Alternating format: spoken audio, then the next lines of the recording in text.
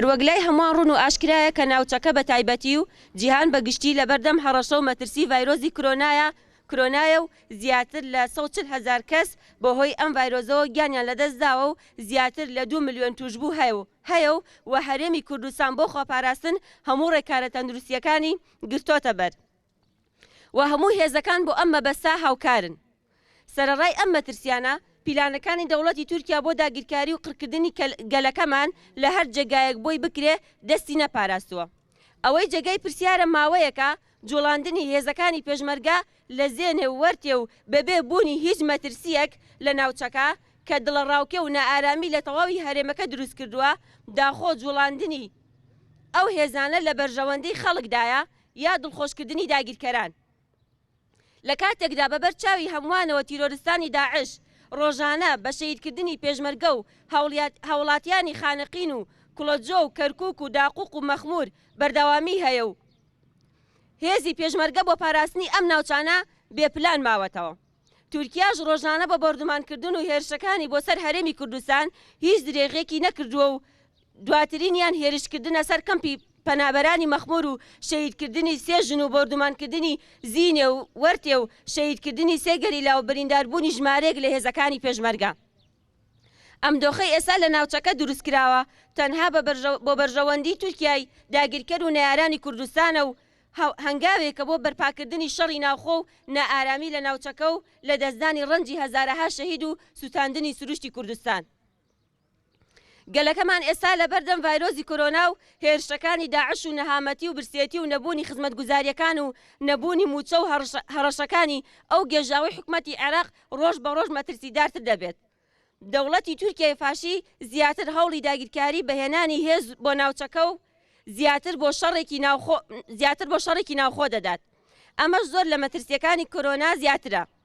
ئەوەی کە زۆر پێویستە وشیار بین و نەکەوینە ناو پیلانەکانی دوژمنان و ئەو دەستکەوتانەی ساڵەهای قوربانی بۆ دەدەین لە دەستی نەدەین، خۆمان دەتوانین بەهێز بکەین و چارەسەری کێشەکانمان بەدەستی خۆمان بکەین و داوا لە تەواوی ئەو هێزانە دەکەین لەم دۆخە مەترسیدارەدا بە هەستیارانە و بە بەرپرسیارەتیەوە سێری قۆناغەکە بکەن و داوا لە تەواوی لایەنە سیاسیەکان و ئازادی خوازان و ڕۆشنبیران و بنەماڵی شەهیدان و وڵات پارێزان ئەکەین بە ئەرکی خۆتان هەستن بۆ ئاشتی و ئازادی گەلەکەمان و پوچەڵکردنی پیلانەکانی دوژمنان و داگیرکەران بۆ بەدیهێنانی یەکێتێکی نەتەوەی.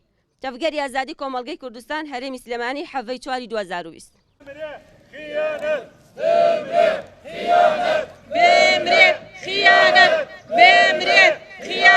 خیانەتکردنی هێرشێکە کە لە زینی وەرتی ڕێکخراوە بۆ هەڵگیرساندنی شەڕێکی گەورە. دیارە ئەو شەڕە پێویستە گەلی کورد بە هەستیاریەوە لی نزیک بێتەوە. شەڕێک نییە لە دژی هێزێکی دیاریکراو و لە بەرامبەرکەی هێزێکی سەربازی ئاوەستا بێتەوە. شەڕی داگیرکەرانی گەلی کوردە لە بەرامبەر تەواوی گەلی کووردە. بۆیە پێویستە ئەم شەڕە وەک تاقە شەڕێک وە نوقتەیەک و خاڵێک نەبینینەوە. شەڕەکان فرەن و هەمەلایەنن بەدەستی هێزە کوردیەکان و بەدەستی کورد خۆی بەڕێوە ئەبرێت. بۆیە پێویستە هەستیاری هێزە کوردیەکانیش لە بەرامبەر پیلانگەڕێکی لەو شێوەیە هەبێت کە نەکەونە داوی داگیرکەرانەوە و بە هەستێکی نەتەوەیی دیموکراتیک چارەسەرکردنی کێشەکانەوە بێنە پێشەوە و ڕێگە لەو شەڕە بگرن.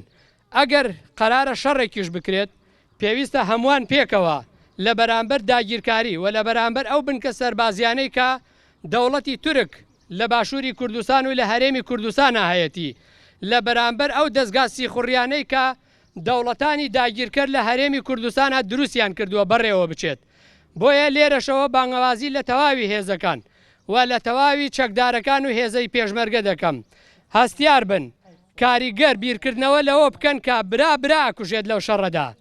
ئەوەی کە بەڕێوەیە باد لە دەرەوەی ئەو فیشەک و ئەو ڕۆڵانەیە کە لە بەرامبەر یەکاوەستاون و ئەو کوژراوەی کە دروست دەبێت و ئەو شەهیدەی کە دروست دەبێت، ئەو خوێنەی کە دەڕژێت خوێنی گەلی کورد و تاکەکانی گەلی کووردە بە پێشمەرگە، بە گەڕیلا، بە ژن، بە پیاو، بە هەمووانەوە.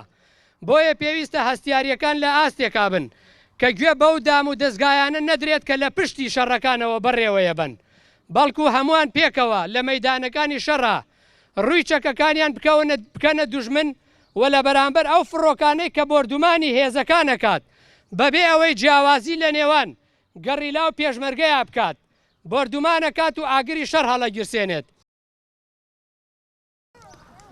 ئەرکی لە پێشینەی ئێمە ئەوەیە کە پەرلەمانی کوردستان بە زووترین کات کۆبێتەوە و بڕیارێکی بێرانە بدا وەکو ئەوەی لە خولی پێشوا بڕیاریدا کە هێزی پێشمەرگەی نرد بۆ ڕۆژ ئاوا بۆ پاڵپشتی براکانمان لە کوردستانی سووریا و حکوومەتی هەرێمی کوردستان ئەرچی لە پێشینەی ئەوەیە ئێساکە بانگی قوسڵخانەی تورکیا بکە و ناڕەزایەتی توندی پێشکەش بکات کە وەکو ئەندامێکی بەڕێزی پەرلەمانی کوردستان لە پەرلەمانی عێراق ئەڵێ حکوومەتی عێراقی بانگی قوسڵخانەی تورکیای کردووە و زۆر بە توندی ئاگادار و هۆشداری داوە پێی. ئەی گوایە بۆ لە حکوومەتی هەرێمی کوردستان بۆ لە کوردستانەکەی خۆمان ئەوە نییە. ئێمە بە درێژایی مێژووی دروستبوونی حکوومەتی هەرێمی کوردستان